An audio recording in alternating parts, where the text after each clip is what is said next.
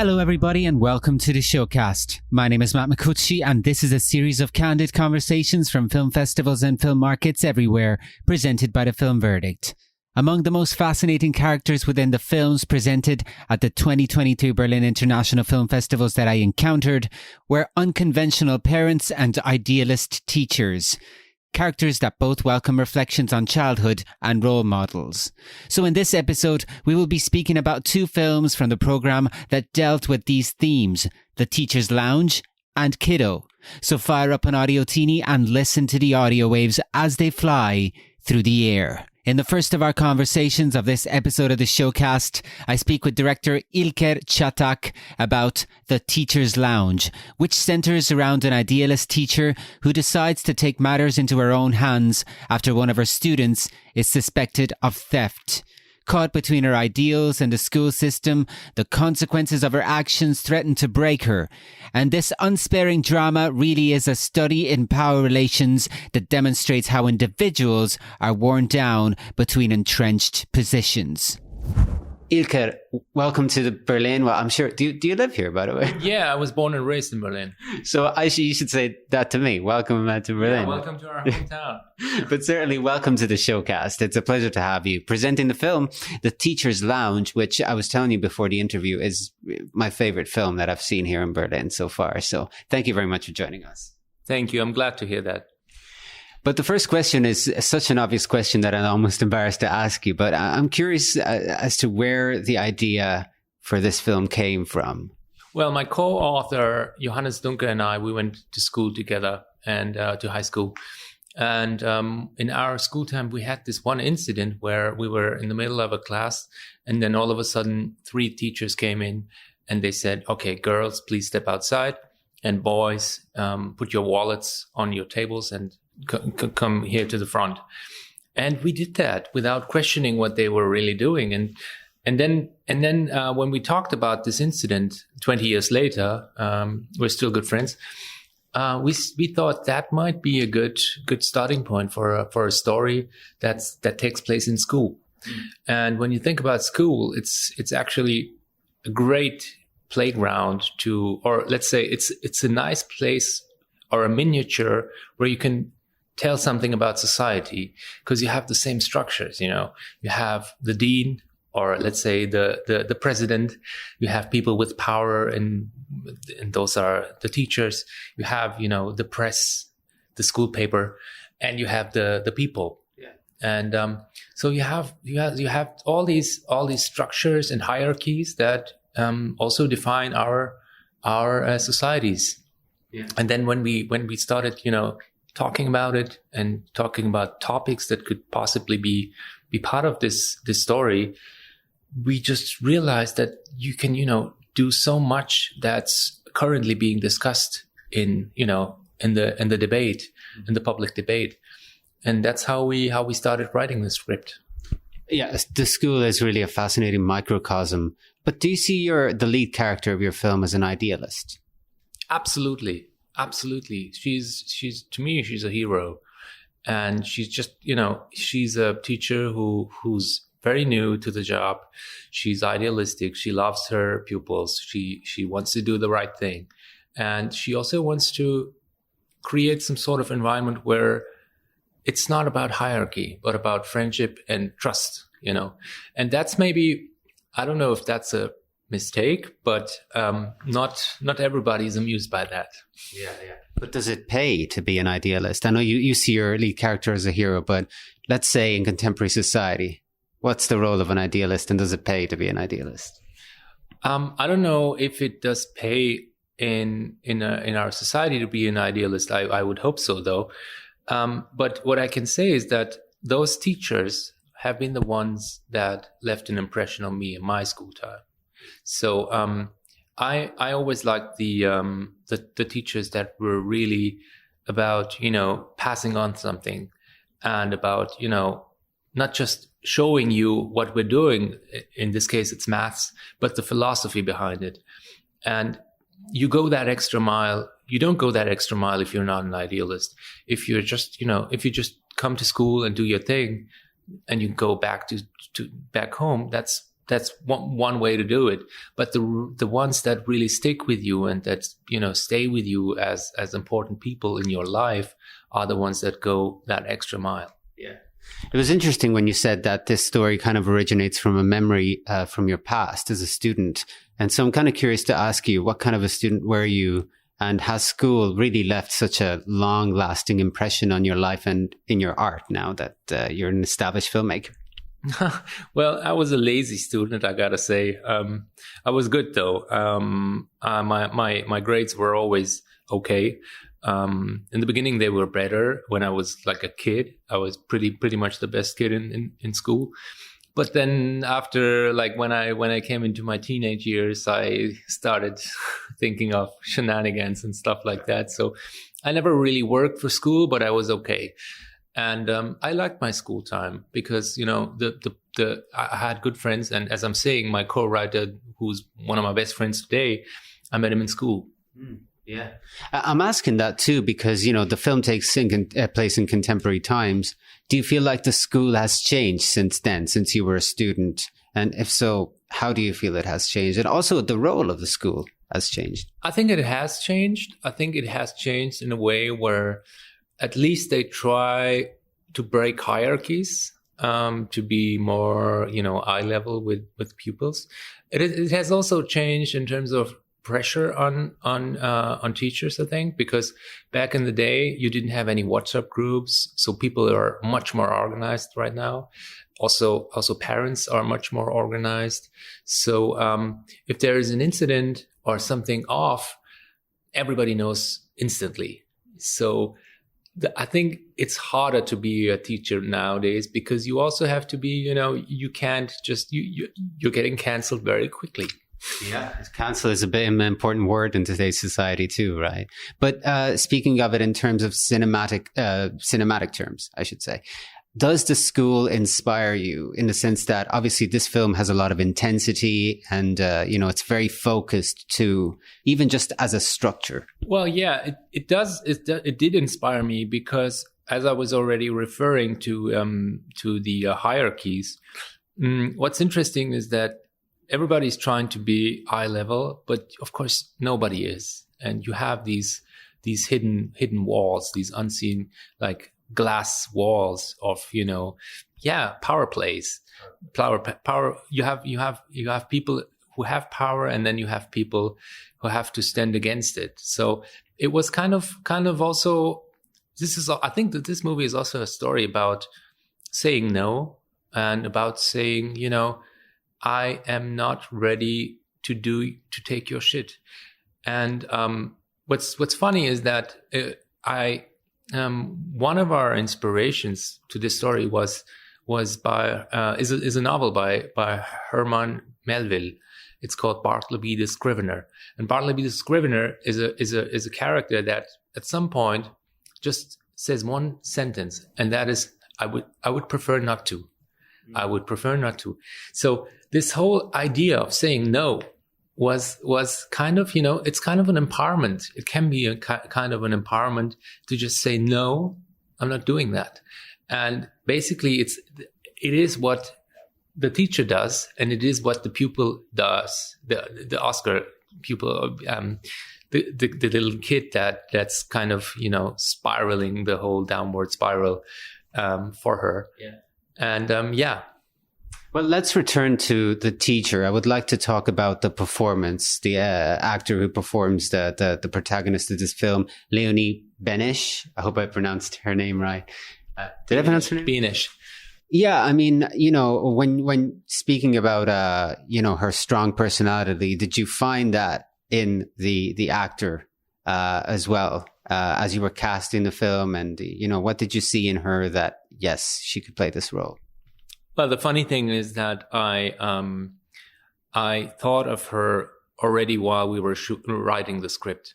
So I first saw her in Michael Haneke's White Ribbon, and then I saw her in a variety of productions, which weren't necessarily good films, but she was always good. She was always very, very true, and what she was doing always was it was always moving.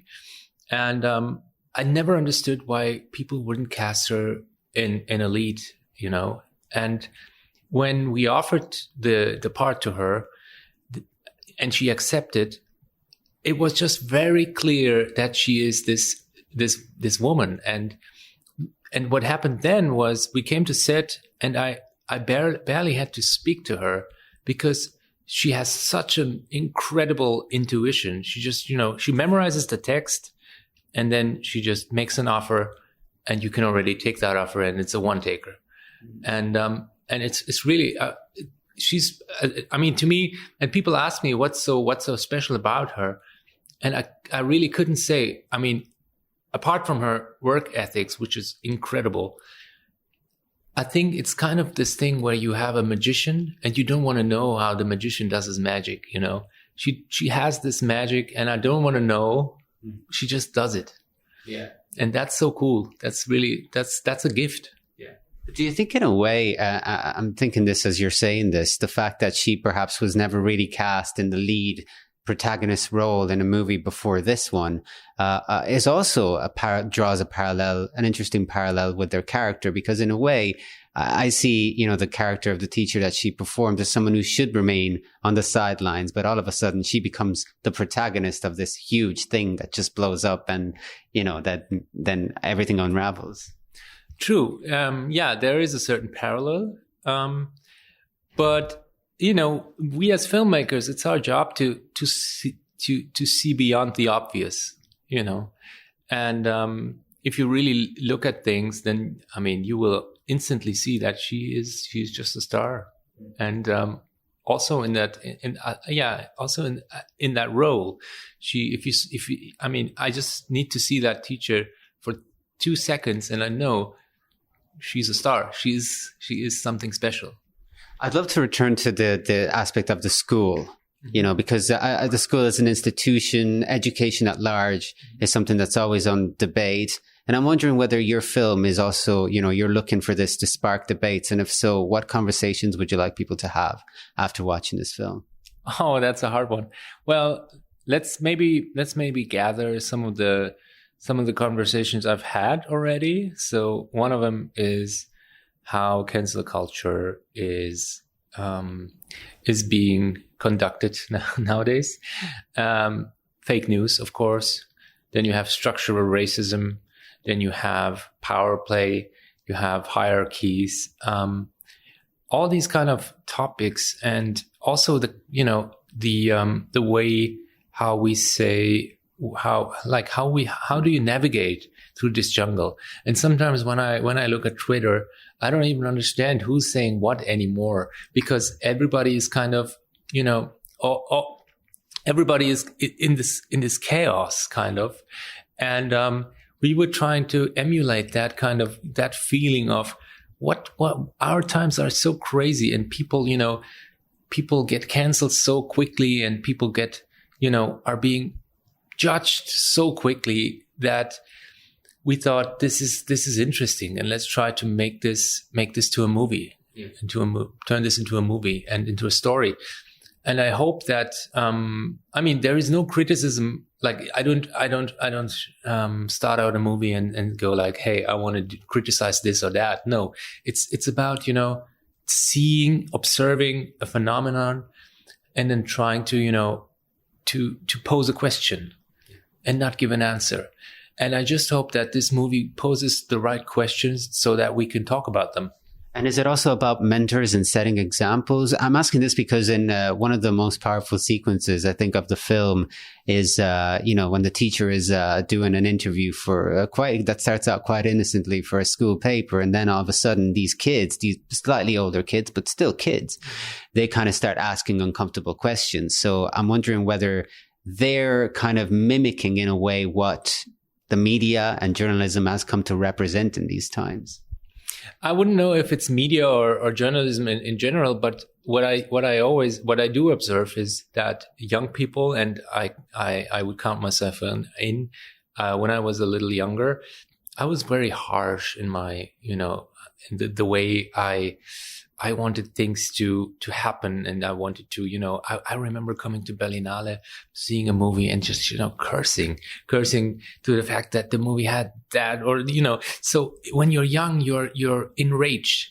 And it's and when you look at the let's say Fridays for Future people who I adore, yeah, in what they stand for and what they're doing, but sometimes what they do, I would probably do it differently. So there's a lack of diplomacy, maybe. So, and that was the thing with these school paper kids. So they basically they're right, but the way they conduct their, how do you say, but the way they do it is just a little too much. Yeah, but that, in a way, like, going back to, there's a lot of things around us that are setting that example, right? The tones maybe are a bit too loud and too aggressive, especially like we said in the media. But, and then I'm also wondering, when you were about that age, the age of like the kids in the movie, was it when you decided to become a filmmaker? And was it also partly because of that rage that you were talking about, that anger that, I had that too. So I understand what you're saying. Yeah, I was a little, the filmmaking thing came a little later. It was after high school, but my co-author, Johannes, that I mentioned before, he started watching movies, and important movies. And I remember one day we were sitting in class, and it was after school, after summer vacation, this summer thing. And we all had to talk about our most profound summer memory. And I remember Johannes sitting next to me and then saying, my most profound memory was I watched a movie. And I thought, this dude is a nerd. And how we found out later, that movie was Stanley Kubrick's 2001. And when he showed it to me later, I just totally understood. So the whole, so I met Johannes in school, and he started making us movies, and I was his actor.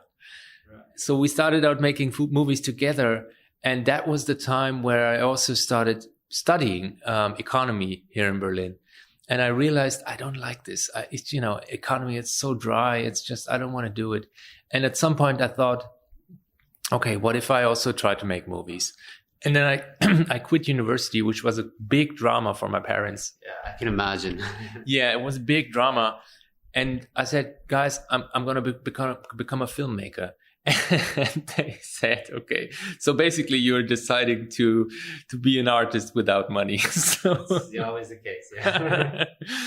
And, but today I'm kind of happy that they weren't just saying, hey, do whatever you want, because them being frustrated that I picked, films over university made me stick to it and prove them wrong. I had to prove them wrong. So I started looking at the world in different ways. Like the moment you become a filmmaker, you see things differently. Like the way a person, holds his cup is that tells something about that person, or the way a person hugs another one. All of a sudden you realize these nuances, because you're how do you say you get sharpened. Your view on things gets sharpened in the moment you become a filmmaker, and that was the big bliss. Do you find that view sharpens even when you're not being a filmmaker at that moment, that you're just looking around yourself, you look at the world differently? It has, but the moment you become a filmmaker, it's also about you also start looking for stories and for narration in your environment. So everything becomes possibly something that you can use, and therefore filmmaking is a full-time thing. Yeah. And it's so, to me, it was just very, very enriching. Does a film set ever turn into like a teacher's lounge? Like I don't know. But okay, I got to tell you that when I was working with those kids, of course I was a teacher on set. Of course I had to, make them understand that, not just teach them how to make a movie, but what's behind making a movie. So And that is the philosophy. So what we're doing is bigger than us, and it will last longer than we do. So one day we all won't be there, but this movie will be. And that's why we put ourselves into the service of making this art. And I think that was kind of the moment where I became the teacher. The idealist. The idealist teacher. Exactly. The idealist teacher who makes them understand that this is not just about becoming an actor, but it's about making something that lasts. Thank you, Ilker. It's been a pleasure. Thank you too. Next up on this episode of the Showcast is a conversation with Zara Dwinger, director of Kiddo from the Generation K Plus section of the 2023 Berlinale. In this film, a young girl thinks that she will be spending an afternoon with her estranged mother, but actually disappears into the adventure of a lifetime with her as her mother takes her to Poland in a beat-up sports car to stay together forever. The journey spirals out of control and the young girl continues to step over her boundaries just to stay with her estranged mother. Kiddo is a coming-of-age road movie with a nod to the Lovers on the Run genre, as well as a real gem from this year's Berlinale. Hello, Zara. Lovely to meet you. Hi, nice to meet you too. Zara, we're at the Berlinale and it's very exciting. You are presenting a film here called Kiddo. So first of all, are you excited to be here? I'm super excited to be here. Yeah, it's like a dream. Hello, Zara. Lovely to meet you. Hi, nice to meet you too. Zara, we're at the Berlinale and it's very exciting. You are presenting a film here called Kiddo. So first of all, are you excited to be here? I'm super excited to be here. Yeah, it's like a dream come true, actually. So it is one of the biggest film festivals in the world. What about the city of Berlin? Are you familiar with the city? And do you have any plans of exploring the city while you're here? Well, yeah, Berlin is great. I've been lots of times actually, but I still love exploring the city. And I just went to the museum with all these Egyptian art and that kind of stuff. So I didn't even know it existed, so there's still so much to explore. Yeah, it's the kind of city where you just stumble into things and you don't even realize it, right? But let's talk about Kiddo now. I guess the obligatory question would be maybe if you could tell our listeners a little bit about the film, what it's about, just a little introduction. Well, it's about a little girl who grows up without her mother, and then her mother one day just shows up in front of her door and takes her away on this road trip. But it's really also about parents and how unconventional parents, actually, unconventional motherhood, and also how parents can really be a disappointment in your life. I think that's a big thing of the story, and but it's also about fantasy and losing yourself in fantasy, and maybe also wanting to cling to fantasy a little bit more than reality. And I think those are like the biggest themes of the film, probably. And I mean, a lot of stuff happens on the road trip. They have an adventure. They want to be like Bonnie and Clyde and that kind of stuff. So I think a lot happens. Was that the starting point for you, the road trip element? Because in the history of cinema, this is I was telling you before the recording started. Obviously, the road trip is a traditional sort of a structure, but here it's quite a refreshing take, right?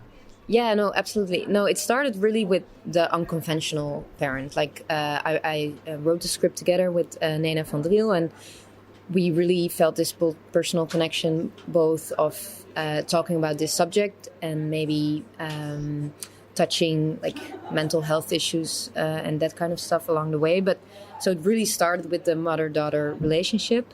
But then we were thinking, okay, we want to make this story, but we want it to be fun as well and to be nice for 11-year-olds as well, because it is about an 11-year-old. And we were really looking for a way to lift up the story, actually. So, you can tell this story in a really stagnant way. But then we thought, no, we have to take it out there, and we wanted it to be a kidnap, actually. She takes her, and she can't really take her. So that's when the road movie came to be. And yeah, I really wanted it to be this play on the classic road movie. And also because they want it to be like that. They want it to be the perfect, fantastical American road adventure. But of course, it's not. But that's why I wanted to really let it be like that in the film, you know.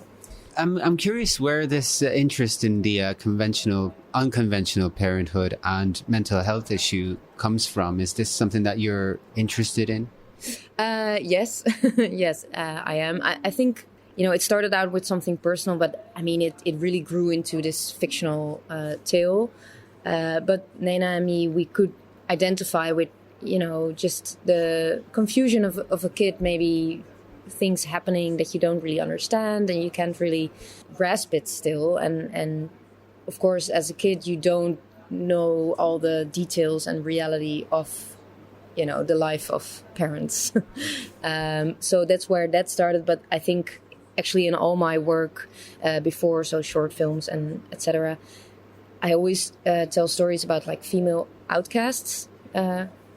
I didn't meant to do it, but it just happens. Because I think I also really identify myself with this subject and with the mother in the story. How so? Yeah, because I myself have felt like this a lot, like especially when I was a teenager. I struggled with a lot of mental health issues, and later in different ways as well. But so I really want to tell these kind of stories, and I really want to tell them in an unconventional way as well, because yeah, I also want to I want to tell a story about both sides. So it's not only bad and horrible, but it's maybe it can enrich your life as well, you know. But you know, it's a like, how do you say, like a double-bladed sword or something like that? Double-edged sword. Double-edged sword, yeah, exactly. Good thing that it popped in my head because I almost couldn't remember it. Yeah, okay, perfect. But in a way, your film perfectly represents that because, you know, when we talk about... when I think of films that I've explored in the past, unconventional parenthood and even mental health issues, I think of films that are mostly depressing. But this film is fun. I mean, it's fun. It has its darker moments, but I appreciated very much the fact that it does have its playful side as well. Was this an important side for you? Yeah, it was really important because, as I said, I also wanted the film to be for 11 years old as well, because I think, you know, I can tell a story about a kid, but if a kid can't really look at it because it's too heavy or whatever, I think they don't get anything from that, you know. And I also want to share these kind of stories with a younger generation. So I think from there it started that I really wanted it to be like a lighthearted story, playful story, and it's also really how I look at the world myself. So I look at things with humor normally, even really dark stuff. So and Nena, the co-writer, she's like that as well. So yeah, I really wanted it to be a lighthearted story and not a heavy story, because we have so many heavy stories already in film and in the world. So yeah, that's why. Yeah. And also, I personally believe in the power of comedy. I've got Charlie Chaplin's name tattooed on my arm, so that goes to show. That's amazing. Zara, I want to, of course, ask you as well about the actors who play the mother and the daughter, because I'm pretty sure that, you know, having that chemistry would have been really important for the film to even work, you know. Yes. So can you tell me a little bit about finding the right people and, you know, just achieving that right dynamic that actually is such a strength of the film, in my opinion? Oh, thank you so much. Yeah, it was a search, especially for the kid actor.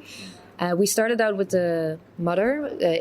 It's played by Frida Barnard, because I knew, okay, this character in the script, it's so complex, and I really wanted it to have this lighthearted tone, but you also don't want it to be just too empty, you know. You want there to be like a depth to it. So we started with the mother, and we found Frida, and I was just completely blown away by her, because she has so many different layers and she's so hard to put into, like, she's hard to read, but in a really good way.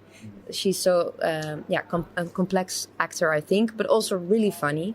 So we started with her, and then at the same time we were looking for this little girl, and that was really hard. And I saw a lot of self-tapes from, really cute teenage girls, but horrible self-tapes.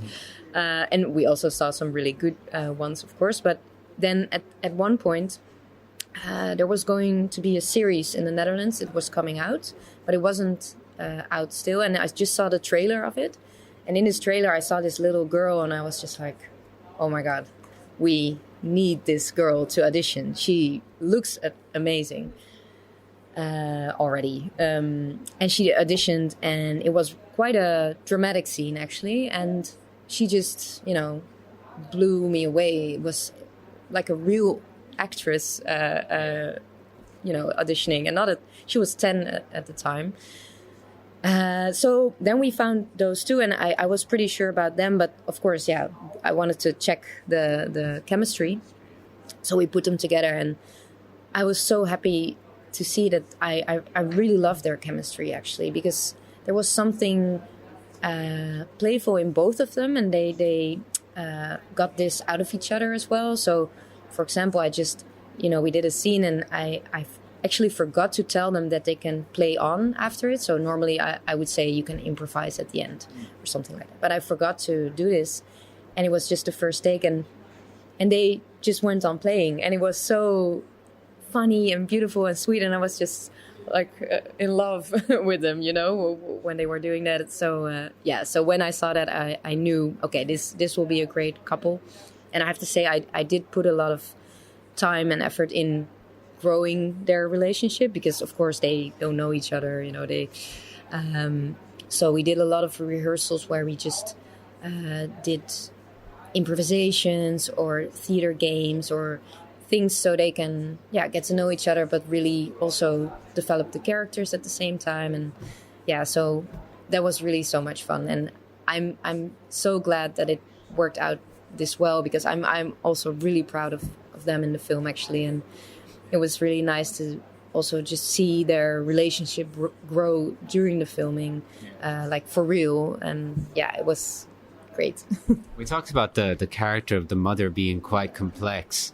I'm fascinated as well by the element of all these things that she seems to kind of embody, just a collage of references from the past, especially the older movies, the femme fatales. But then there's also a side that is a stunt woman, and it's just completely defiant. Yeah. It almost felt to me like you talked about her being an outcast, but it was like she was trying to defy categorization in general.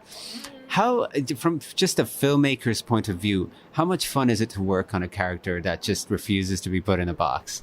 It was amazing. I mean, also, even during writing, we loved the character of Carina so much already, because, like you say, she is defying any boxes. And actually, there was always this line in like her character description that said, like, you could put a lot of mental health labels on her, but she doesn't like boxes, so fuck them. That was that was always like one of the lines. And I really think she's like that in the film, and I like that you pick up on like those references, because that was also a thing I really wanted to put in, that she's obsessed with this movie like Hollywood image, but it's not really one image, it's a composition of all these things together. And I like that line where she says, there's no good movie that was made that isn't in black and white. Yeah. Something like that.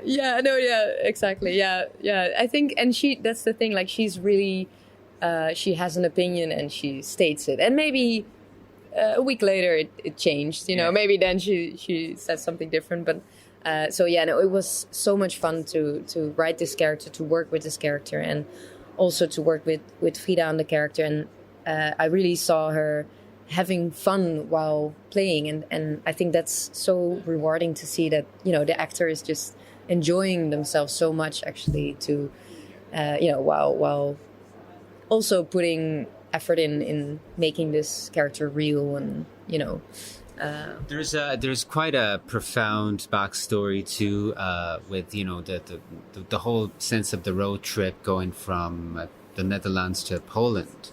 I wondered whether there was any particular significance to that. I mean, yes and no. The thing is, when we decided we wanted her to kidnap her daughter, and we knew it was going to be a road trip, like the Netherlands is really small. You can drive from one side to the other in 3 hours. So there was this moment where we're like, okay, is it gonna be a road trip, like a really small road trip, or, is she gonna? It's not America. Exactly. On Yeah. Route 66. Yeah. Exactly. And so it was like, okay, but it's more dangerous when she takes her quite far, and we wanted it to be dangerous as well. So, actually, one of my first feelings was Poland, because it's quite close to the Netherlands, but also not at the same time. And also, I really like that it's, in a way, in some ways, it's like the opposite of Hollywood. So you have this, of this American dream and American glamour. So there was this contradiction already. And while we were thinking of where should we go, we did a lot of research actually in actual child kidnappings, because there are a lot of, mostly mothers actually, who take their child abroad. And actually the biggest group in the Netherlands was Polish people. So all those things together, it just felt really right. We thought, okay, yeah, this feels right. There is a little bit of realism in it, but at the same time, it's, so that was the biggest significance of it. Yeah. Well, there's a lot in this film, Kiddo. There's laughs, there's tears, there's touching moments. There's, as we mentioned, a lot of backdrops from the historical to the mental health issues to just discussions about serious topics. But it's also a delightful, fun movie that I definitely recommend. And Zara, thank you very much for joining us and talking with us about it. Thank you so much for having me. Yeah, great. Thank you very much for listening to this very special episode of the Showcast. Don't forget to check out more episodes from the 2023 Berlin International Film Festival and the European Film Market. We've got some really great podcasts out there for you to sink your ears into. So till the next time, this is Matt Micucci signing off. See you soon.